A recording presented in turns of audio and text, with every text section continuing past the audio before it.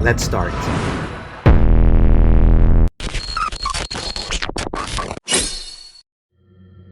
Thank you for being on the Exile podcast today, where we explore human experiences. Where we're going to start with the Maduro capture is we need to understand the behavior or the behaviors that brought to this instant. And we're going to start with the oil bond, the treaty that the U.S. and Venezuela had or have at this point, and the Messiah complex, a savior that comes and makes a country great. So let's think about long before the indictments. There was a marriage of convenience between Venezuela and the United States. They were bound by energy treaties dating back to the 1920s, over 100 years. Venezuela was the reliable gas station for the West. American capital saw the opportunity and built the infrastructure. And let's be honest, Venezuelan crude fueled the American dream. And we can see how this bilateral negotiation was fruitful for these two countries. Venezuela was the powerhouse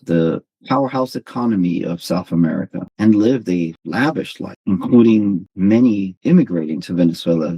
Many Europeans, they found Venezuela the haven of South America. Many soap operas, Miss Universe, artists, and TV series were created during this whole time, demonstrating that they had a strong economy. But then came Hugo Chavez. And this is where we need to start to understand the collapse of this strong economy. We have to understand who was Hugo Chavez. We have to understand the man and his criteria. Educationally, Chavez was a product of the military academy, military structure and discipline. He was taught to see the world in binary. What does this mean? Either you're an ally or you're an enemy. There is no room for middle ground. Too radical points of view. Socially, he was the voice of the ignored, of those that wasn't part of that lavish lifestyle, part of the economic growth of the country. Socially, economically ignored, impoverished. What did he do? He used his immense charisma to build a cult of personality. But let's analyze this from a psychological perspective. His need for total control was also his own undoing. But we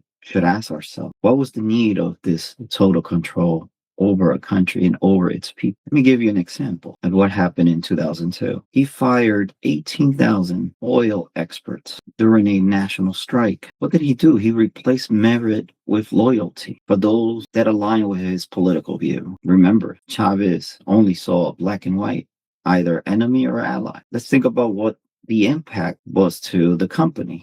He broke it down. He broke the spine of the nation's economy, which gave place, or I would say he sowed the seeds of the industrial collapse that we see today. So for those that think that this is just a 2-year deal, we have to go back almost 20 years to see the repercussions of these political decisions made by President Chavez. But to better understand also Chavez's mindset and his idea, his conviction, we have to understand the socialist trap and why it fails every time. Let's think about that Chavez just didn't fire engineers at the oil refineries that are so much needed. He sold a dream to the people called socialism for the 21st century. It sounds like he evolutionized or modernized what socialism was. But as we all know, history is a cold teacher. And let's remember from the Soviet Union collapse to Mao's China, and we can now include Venezuela in this package. Socialism has 100% failure rate, especially when it comes to preserving both prosperity and freedom. And we got to ask ourselves why. And the answer is very simple. As I said before, history doesn't lie. Socialism ignored the basic psychology of human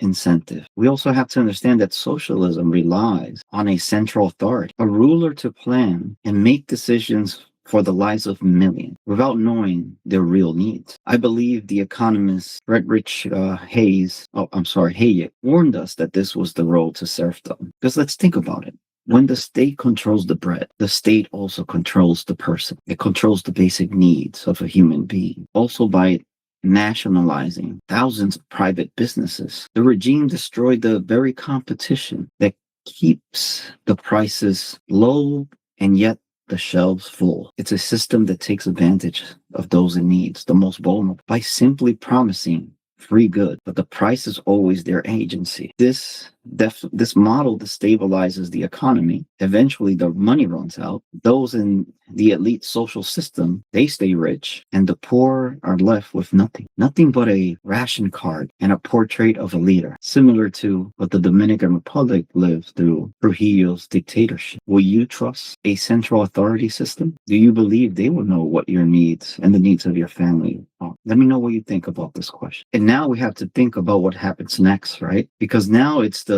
goes from redistribution to retaliation, because this system thrives on a psychological tactic. It's called, we all know it as class warfare. And it all starts by targeting those once in power. That's where it all starts. And it makes sense. You want to cut the head so the body doesn't function. The bourgeoisies, the oligarch, the elites. And what is the reaction? In the beginning, the public cheered as the wealthy have their lands, houses, and factories seized. But if one thing we can acknowledge about socialist model, socialist is a hungry beast, because once it finishes eating the rich, it turns on to its next target, which is the middle class. And eventually, when they have consumed that, it claims and consumes the very workers it claimed to protect, only protecting the elites that belong into this social system. And the retaliation is systematic. It's an endless cycle. Let's think about it. If you were part of the old system, an academic, a judge, an engineer, you were eventually going to be branded as a traitor, because this is not just about politics.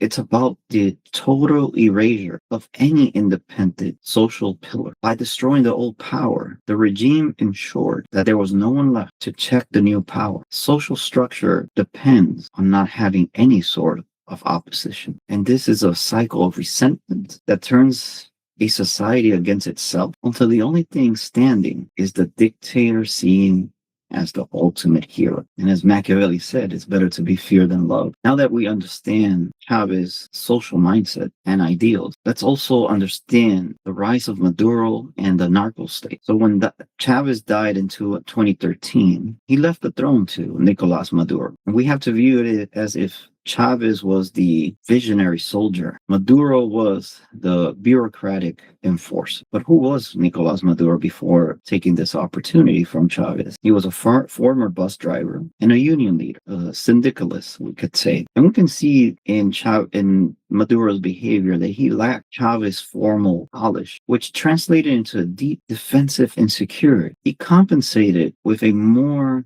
aggressive, brutal, and less poetic form of repression to its people and to those that he considered the opposition. Under Maduro, the Bolivian revolution stopped being about social programs as it was once funded and created for, and it became about survival. As oil prices plummeted, the regime diversified into cocaine and illegal gold and also illegal activity. This is where the Cartel de los Soles, or as we can say it in English, the Cartel of the Suns, emerged, named after the sun-shaped insignia on the epaulets of Venezuelan generals. The government and the drug trade became undeniable. Let's think about this a minute. The state didn't fail. It transformed itself into a mafia. What would you do if your country became a mafia? Let me know what you think. What are your thoughts about it? And welcome back again at Exile Podcast, where we explore human experiences.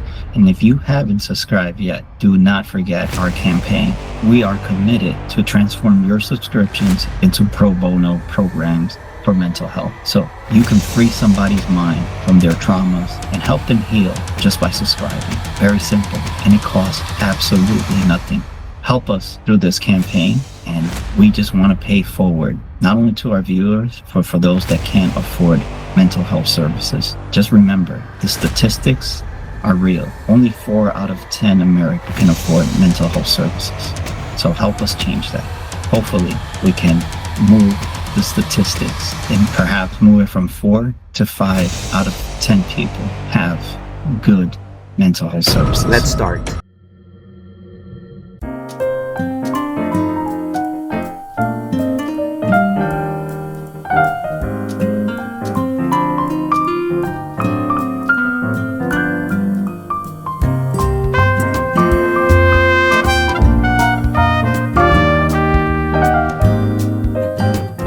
To the success of the Unity Brunch, may we continue moving forward together. Cheers!